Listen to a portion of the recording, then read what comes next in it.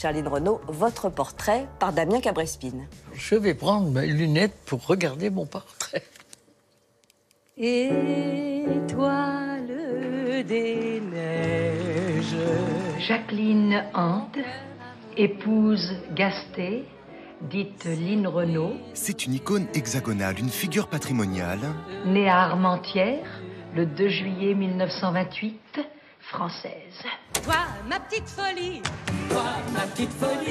mon petit grain de fantaisie. J'aime bien Lynn Renaud.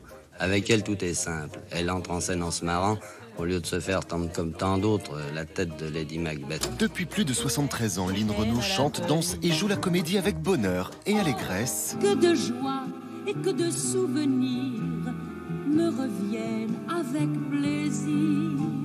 Je ne crois pas au mystère. D'abord, vous ne pouvez pas être mystérieuse quand vous faites du musical. C'est pas ma nature.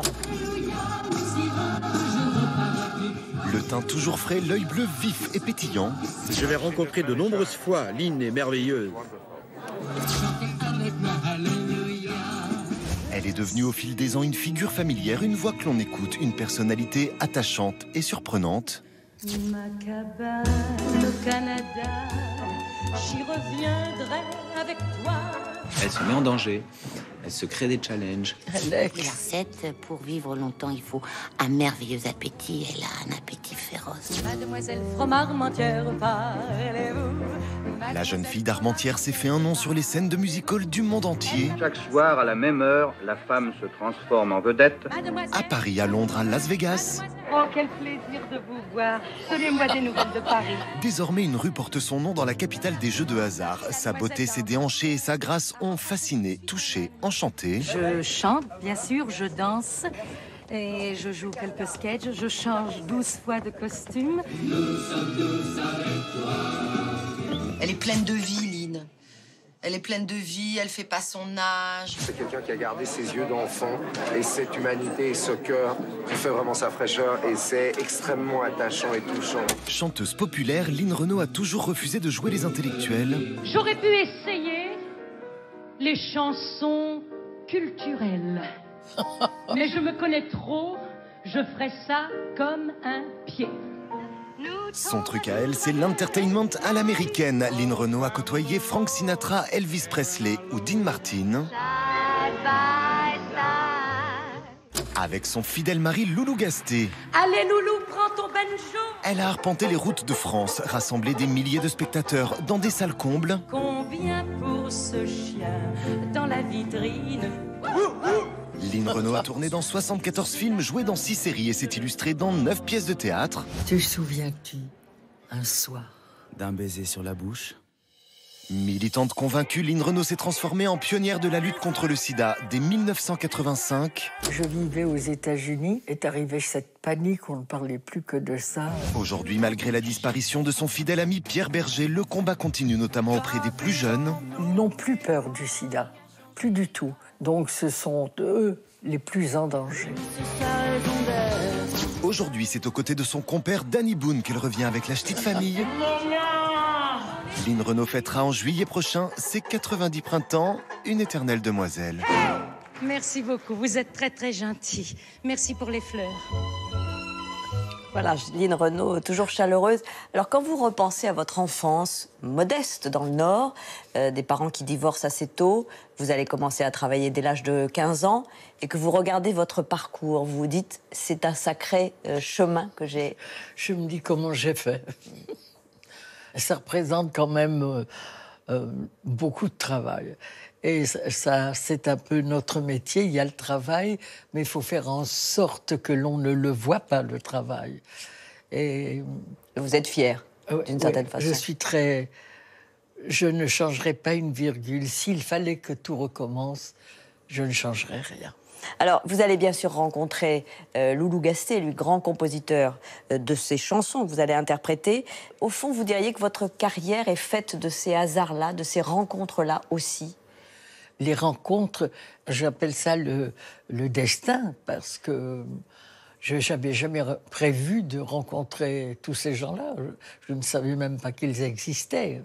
Je ne savais même pas que chanter était un métier. Pour moi, les gens qui chantaient à la radio étaient des gens qui avaient beaucoup de chance parce qu'ils pouvaient chanter tous les jours. Mais je ne pensais pas que c'était un métier. Et très rapidement, vous allez faire des chansons qui vont devenir très populaires, des tubes. On a entendu, bien sûr, Ma cabane au Canada. Vous dites à un moment, je ne peux pas chanter des chansons intellectuelles. Je préfère, au fond, ce qui est populaire. Est-ce que vous avez regretté dans votre vie de ne pas avoir pu, dans l'enfance, plus vous cultiver ou plus... Bien sûr, mais c'était pas possible. Les livres n'entraient pas à la maison. Pas qu'on ne voulait pas de livres. Il n'y avait pas les moyens d'acheter des livres. C'est une chose que je regrette beaucoup. Je regrette beaucoup. Le manque d'enfants et le manque de culture. Mais vous avez fait ce que vous avez fait après, bien sûr, Lynn Renaud. On parlera bien sûr des États-Unis. Je vais vous dire tout de suite, j'ai des amis très intellectuels qui sont passés complètement à côté de la vie. Complètement. Voilà, c'est aussi une leçon. Et j'en ai beaucoup. Dès les années 50, vous rencontrez Jean Boyer, puis il y a Claude Zidi, Claire Denis, et au fond, un registre nouveau que vous explorez, puisque vous explorez aussi le registre du drame, ou en tout cas le registre sentimental, plus grave. Oui, le drame, j'aime ça. Oui. J'ai pas eu assez de choses dramatiques, d'ailleurs. Oui. J'aimerais bien trouver vraiment la grande pièce de théâtre bien dramatique, pas presque une tragédienne. Non. Malgré votre tempérament apparemment joyeux et... Oui, oui. Mais j'aimerais un rôle très fort, comme ça, de tragédienne. J'adorerais ça. Mais ça, j'ai lancé... Ça viendra peut-être. Bien sûr, on vous le souhaite. Alors, vous tournez pour la 3e fois avec Danny Boone, et nous sommes 10 ans après les Ch'tis. Alors, on va regarder un extrait de la Ch'ti de famille.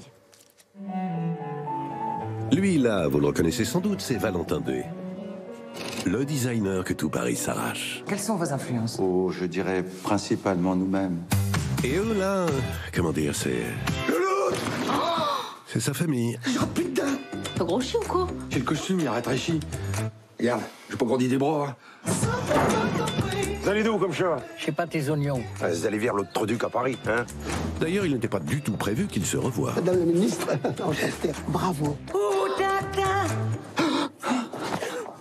Maman. Hein? Il y a maman. Heureusement, la vie est bien faite. Maman! Oh, je suis content de te dire. Oh, vous êtes là, vous aussi. Oh, mon amour. Oh, tu m'as tellement manqué. Je sais pas, Mich et l'autre. Bonjour, madame. Il a 2 mois pour faire le plus de progrès possible.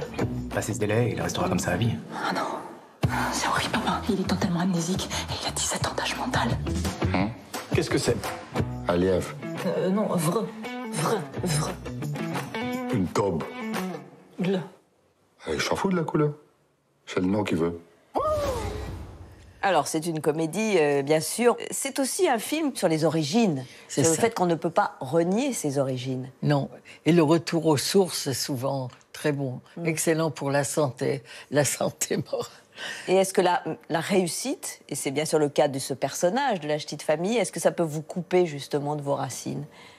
Ça m'est pas arrivé, mais beaucoup de personnes ont été coupées. Mais ça dépend aussi des tempéraments. Jamais ça n'arrivera à Danny, ça ne m'est pas arrivé, ça n'est pas arrivé à Johnny. Et on a la tête sur les épaules, on sait d'où on vient.